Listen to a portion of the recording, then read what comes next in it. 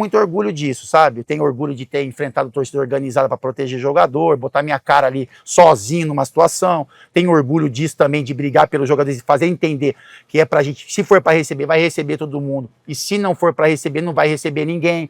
Eu conseguia movimentar jogador com 3 meses atrasado, entrar no Maracanã, né? Eu no Corinthians não tive muito problema, no Flamengo eu tive mais. Mas fazer os caras esquecerem toda essa questão extra-campo para correr pra caramba dentro do campo, que é difícil. Né? Eu tinha bons argumentos de que, pô, os caras estão aqui, 70 mil pessoas, tem muita gente que vem aqui, também não tem dinheiro, também está se desempregado. Que a única alegria a gente consegue transmitir, a única alegria dos caras é essa. A gente tem problema que vai ser resolvido na semana.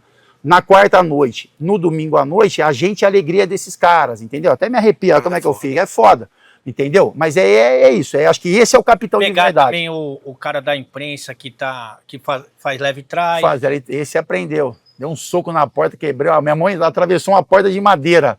Você falou, vamos conversar? Porque tava, enfim, né? Todo mundo aprende, né, com relação a isso. Talvez não tomaria essa atitude, eu não tomaria. Mentira, tomaria do mesmo jeito. Mas é isso, assim, eu tava, assim, a Gávea, a gente treinava na Gávea e era tudo muito aberto, né? Ali não é que tem hoje. E eu achava legal pra caramba, sabe? O portão fechado é dessa geração, sabe? E eu respeito, é legal, o cara tem que treinar, não sei o quê. Só que o nosso termômetro era o treino aberto, sabe? Então, assim, se eu estivesse treinando mal o coletivo, a torcida já sabia, pô, esse cara tá treinando mal pra caramba, tá roubando, tá dando migué. É por isso que não tá conseguindo entregar no jogo. Então era um baita de um termômetro. E, por exemplo, Corinthians e Flamengo, quem assistia treino era organizada, não era o torcedor comum, né? Eram 10 torcedores comuns que vinham de um determinado lugar, de fora do estado. Porque sempre tem por que esse cara não tá jogando? Exatamente, tá vendo treino. Entendeu? A imprensa tá vendo treino. Você tá entendendo? A gente perdia a coletiva, era crise, pô, lembra? Pô, perdi o coletivo de sexta-feira com o clássico no domingo, era uma crise. No jornal lá, por exemplo, Corinthians perde pros reservas e gera crise antes do clássico. Pô, era isso. Então você não podia nem perder o coletivo. Você tá entendendo, cara? Então, são situações que a gente viveu. E aí esse cara tava... Não, e aí esse cara, a Gávea era, o vestiário da Gávea era para essa galera que assistia treino. E tudo que a gente falava, vazava no outro dia, né? E aí me incomoda, né? Porque tem hora que você tem que cobrar um jogador, que você tem que falar um pouco mais duro, enfim. E aí isso tudo era transmitido pela imprensa, pela quase a mesma pessoa. E aí me incomodou, e aí eu marquei uma reunião numa sala na Gávea, no fundo lá, onde não tem ninguém acesso, só tinha jogador. E eu fiz meio que, não, vamos levar pra lá, nem falei de fofoca, vamos levar pra lá, vamos uma reunião só nossa, e levei. E aí eu fiz uma cobrança, já tinha uma ideia mais ou menos de quem podia ser, né, o jogador. Você jogou uma... Joguei uma isca, exatamente. Chegou no outro dia, apareceu lá o que eu tinha falado. Eu falei muita coisa que joguei mesmo para que fosse exposto, né? Para sentir.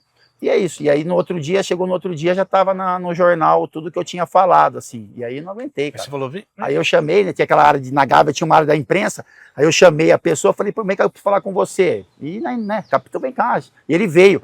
E só que quando você entra na Gávea, tem um vestiário, tem uma sala deixava ali um queijo, um Gatorade, uma sala ali, uma sala de apoio. E depois já tinha o corredor para entrar no campo ali. E aí, a hora que ele consegui trazer ele para perto de mim, eu já empurrei ele para dentro da sala e tranquei a porta, aquela chave velha, sabe aquelas portas de madeira, chave velha? E eu lembro que ele encostou na porta e ficou. Aí eu falei assim, irmão, deixa eu te falar, cara, eu só quero te fazer uma pergunta. Quem é a pessoa, quem é o jogador que tá te falando as coisas que estão acontecendo dentro do vestiário? Ele falou, fonte, ele falou assim, eu não vou te falar, capitão. Aí eu falei, cara, você vai falar. A hora que ele falou fonte, ele ia falar fonte, eu não entrego, eu dei um soco na porta. Minha mão atravessou, a hora que a porta atravessou, o cara falou o nome. Aí eu, pode sair. E aí, enfim, eu não peguei esse cara pelo pescoço porque era um garoto, né? E aí na minha conversa era isso, era uma troca, né? Tipo, que ele elogiava o jogador, quando, por exemplo, o concorrente da posição não ia bem, era muito mais criticado do que o normal, e depois era, pô, mas se o cara tá tão mal, por que não dá chance para essa pessoa? Entendeu? Então era uma troca, né? O cara levava... Tem até hoje. Exatamente, tem até hoje. É isso que eu falo, a gente vai aprendendo, né? A gente sabe que não adianta você lutar contra tudo. Mas esse tipo de liderança é mais difícil encontrar, né, no futebol? Hoje acho que é mais complicado. Eu acho que teve, né? Porque, como eu falei, eu tive referências com relação a isso. Acho que hoje a gente perdeu um pouco, né? Acho que o capitão hoje, não sei, é muito cara que, sei lá, que tira a moeda ali, que sabe, que aparece com a faixa no braço, É. que dentro do campo tem uma liderança, ela pode ser uma liderança de personalidade, né? Ou uma liderança técnica, o cara melhor do time é o capitão, Ou às o vezes cara de joga tamanho, mais. né? De tamanho, exatamente.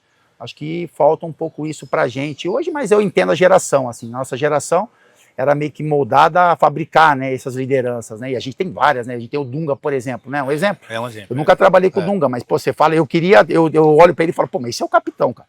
Sabe, é o cara que tá sempre ali cobrando, que tá sempre instigando, tá sempre querendo vencer, como outros também, o Rincon era um cara desse, o Ronaldão era um cara desse, mas pra mim é isso, assim, eu acho que eu exerci bem a função de jogador, consegui entregar, e como liderança também. Você vê no Flamengo, Ale, a minha identificação com o Flamengo é muito maior de liderança do que como jogador, porque eu tenho 2 cariocas no Flamengo, e as pessoas, tipo assim, eu vou pro Rio, é só capitão, ninguém chama meu nome, não tem Fábio Luciano, não existe Fábio Luciano, é só capitão. Sabe? Pô, capitão. Cara, tem cara no Flamengo que foi campeão da Libertadores, campeão brasileiro, né? Campeão de tudo, na verdade. E eu acho que parece que o torcedor flamenguista, diante de alguns nomes, tem essa imagem ainda maior de mim. Só que é pelo capitão. Não é pelas conquistas em si, sabe? Porque eu não tenho tantas. É pelo que eu entreguei, porque sabe? Era uma fase de muitos problemas, né? Muitos problemas, cara. E eu sempre falei isso ali. Eu fui criado na Ponte, né? E eu ia na arquibancada da Ponte, eu fui da torcida jovem da Ponte, eu fui da Serponte, eu entrei em briga, aí eu já apanhei de polícia, eu viajava em ônibus de torcedor para ir para São José do Rio Preto, cara. Pô. Eu era apaixonado por torcida organizada, assim, de moleque. Eu falo, fazer o que era a minha época, era o que eu vivi. E aí eu tinha uma turma que era criado comigo em Campinas, que eram de torcida organizada. E aí a gente estava sempre junto. Aquele negócio, que é a loucura. Só que quando eu comecei a jogar, a fazer a base, e quando eu comecei profissional, eu escutava desses caras ali assim, pô, capita não, né, que não era Fábio. Pô, Fábio, Fabinho até. Pô, Fabinho, deixa eu te falar, velho, nosso sonho era defender a Ponte lá dentro, né? É o sonho, né? O torcedor, o sonho dele é jogar. Lógico. Ele falava assim, pô, mas é você que representa a gente. Só escutava isso, sabe assim? Pô, irmão, você representa a gente lá no campo, você representa a gente lá no campo. E eu carreguei isso. Então eu jovem, né? Eu jogava representando os meus amigos, automaticamente a camisa da torcida que eu vestia, entendeu? Então eu sempre achei isso. Pô, eu sempre falei isso, eu falo de coração aberto, porque eu não sabe que eu não sou de fazer cerimônia. Eu sempre senti isso. Pô, eu sou o representante dos caras da arquibancada. E eu fui construindo a isso, sabe? Então eu ia no Corinthians lá, o cara invadia, quebrava tudo, e eu me envolvia com aquilo. Sabe? Ao mesmo tempo que eu estava sendo pressionado, eu falava, mas se fosse comigo eu faria o mesmo, como já fiz na Ponte, pô. Você viveu aquilo? Eu já vivi, pô, entendeu? Então, é isso, eu vivi isso, até isso me moldou pra caramba. Quando eu ia, por exemplo, no Flamengo, invasão lá, cara, eu falava, cara, rapaziada, eu entendo o que vocês estão passando, sabe? Eu entendo essa frustração de vocês, de a gente, pô, vocês irem pro Maracanã, viajar, a gente não tá ganhando. Mas vamos tentar conversar, vamos tentar alinhar. Falava a mesma língua. Falava a mesma língua, mesma língua. Porque eu vivi isso, pô, eu era assim, ali, eu treinava na Ponte, tipo, de manhã ou de tarde, e quando tinha jogo da Ponte, eu já ficava direto, às vezes eu nem jantava, cara, eu ficava para ver jogo da Ponte, entendeu? Eu já assistia o jogo do profissional. Eu tinha os caras do profissional da Ponte, pô, o cara não tinha ninguém, tipo assim, sei lá, não sei na época quem é, o que é o Cristiano Ronaldo, o Messi hoje, pra mim eram os caras da Ponte, meu. Eu olhava, eu só queria ser aqueles caras, eu não desfocava daquilo. Tanto que a pessoa fala assim, mas o Corinthians, o ídolo do Flamengo, eu não tinha, cara. Eu só olhava pros caras da Ponte, eu só olhava pra Ponte, era Ponte, era cego na Ponte. Entendeu? Porque eu torcia, eu queria que a Ponte ganhasse, sabe? Eu tinha essa relação, só que isso me ajudou demais para eu vestir a camisa do Corinthians, para ir para a Turquia, que a Turquia também é um outro cenário de, paixão absoluta, fanatismo no Flamengo. Então é isso, cara. Eu fui moldado dessa forma. Mas até você, esse é um lado bem positivo, que pelo menos eu acho, né? E que realmente eu acho que faz muita falta no futebol de hoje. Mas às vezes até na relação com os seus colegas, você era um pouco... falar chato, mas mais rigoroso. Sim. Tipo, perder o jogo não pode brincar. Puta, exatamente. Não pode falar, vamos jogar com os caras hoje, os caras hoje tem vários bons. Sim. Você pegava no pé dos caras do... eu pegava, e até estou aprendendo, né, porque hoje é um pouco diferente isso, né, por exemplo, a gente grava o Fábio Santos, né, o Fábio acabou de parar.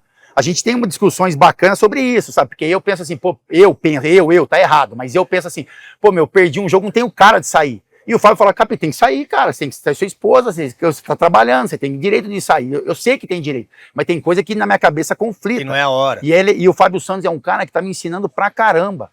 aproveitar e deixar um beijo para ele, né? Porque o Fábio é um cara, assim, espetacular. Nosso time é. Mas o Fábio, por ele ter encerrado, ser o último do nosso time da ESPN, ele conviveu com essa galera. Então ele sabe, tem coisas que eu era muito duro, muito rigoroso, muito rígido, assim, com algumas coisas que eu pensava. E a gente vai ficando um pouquinho mais maleável. Não que eu faria, mas que eu entendo o porquê que acontece. Mas eu era isso, cara. Eu era isso. Eu perdia, eu não aceitava trocar camisa. Sabe? Nossa, meu cara veio trocar camisa comigo. Na Liga dos Campeões vocês enfrentaram uns caras muito pica, né? Tipo... eu trocava quando eu ganhava, sabe? É isso, né? Tipo assim, eu tenho uma foto minha, não falo que eu não trocava, porque eu tenho uma foto minha saindo com a camisa do Manchester United, né? No campo do Fenerbahçe lá. Pô, ganhamos 3-0, o Cristiano Ronaldo bati pra caramba nele. Tipo, nossa senhora, nossa, da hora, velho. Bateu? Pô, mas muito. Tipo assim, mas você ganhar do Manchester United 3-0, a gente ia tomar de 6 lá na Inglaterra. E aí imagina quando veio pra casa, a torcida, sabe, meu Deus, que vai ser uma vergonha.